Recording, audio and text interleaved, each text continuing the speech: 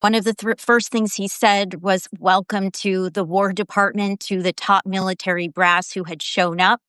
He also said to our enemies, F.A.F.O, that means fuck around, find out. He said that nobody could touch the United States, that we were just so glorious and so skilled in our abilities. But at the same time, this was, quote, a moment of mounting urgency, and that the U.S. needed to be prepared. What would that mean? What more does the U.S. need to be doing? Well, he said that deterring China was a speech for another day. Instead, he decided to talk today about people and culture. He said, today is about people and culture, the right people and the right culture. That's a quote, and I will be reading you more of his quotes here. He questioned the officers, the commanders, the leadership in the room, mostly men. What would the standards be for your child serving in a military unit? Would you want the standards to be lowered? He said, quote, we must restore a ruthless, dispassionate, and common sense application of standards. And then he described females who could not meet those same standards in combat. He said that each service will ensure that, quote, every requirement for every designated combat arms position returns to the highest male standard only. Male standard only. He went on to say, this is not about preventing women from serving. We very much value the impact of female troops. If women can make it, excellent. You would see in the audience women, occasional women with their hairs tied back in buns, sitting in the front rows. And I personally wonder, what are they thinking right now?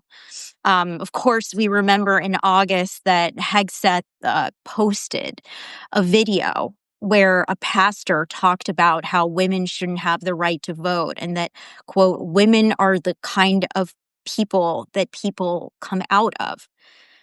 Also, though, no more fat generals walking around the Pentagon. He made a very clear point that there needs to be more PT, harder PT, that there were standards for height and weight. And this is something that I've heard other people complain about before. Why are these fat people in charge of things? And they need to hold themselves to a different standard.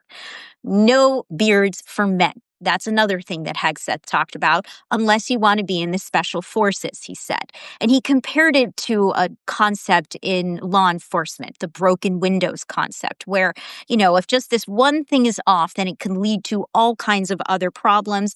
You have to address the small stuff, Hegseth said. There were other directives that he laid out beyond those. He talked about ending a risk-averse culture. He talked about making sure that promotions are based on merit. He described how he wants to stop the anonymous social media posting where people who are serving in the military criticize the politics, the leadership. He wants that to end. And he also described tougher training. He went on to say that drill sergeants can instill fear in new recruits. Quote, yes, they can put their hands on new recruits.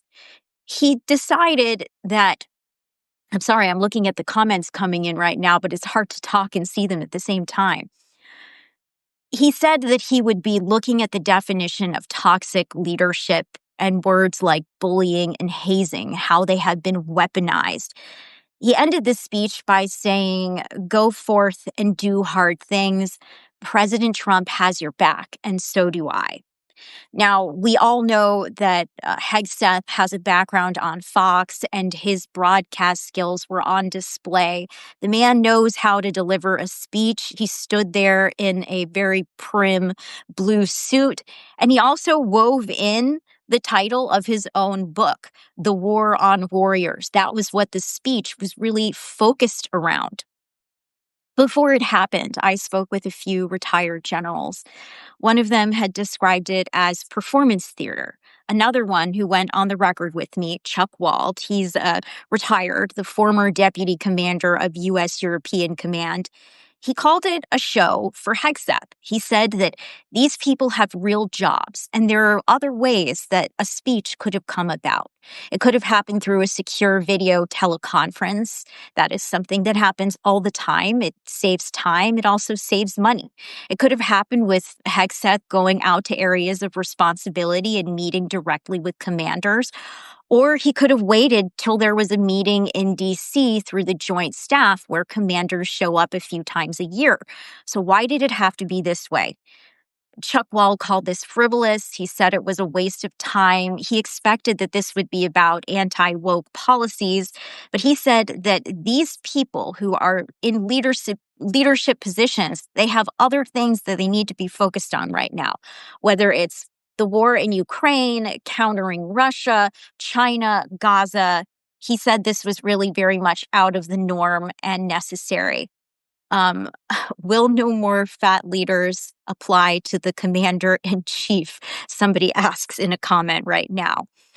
What struck me is that at the end, when he said, Trump has your back, I have your back, what's interesting is that it depends, I think, on what you have to say. A lot of people right now are hesitant to say anything, whether it's to journalists or to other members of their own national security community, because they feel that they could be put on the chopping block. Anyway, the next question that I'm thinking right now is how will these changes affect people from the inside and the new recruits? Will this disincentivize people to join? How many people are celebrating what Hegseth had to say today? And will this actually help prepare the United States in a moment of conflict, whether it's with China? In the years ahead, of course, by 2027 is when Xi Jinping directed the People's Liberation Army to be ready to invade Taiwan, or in other conflicts.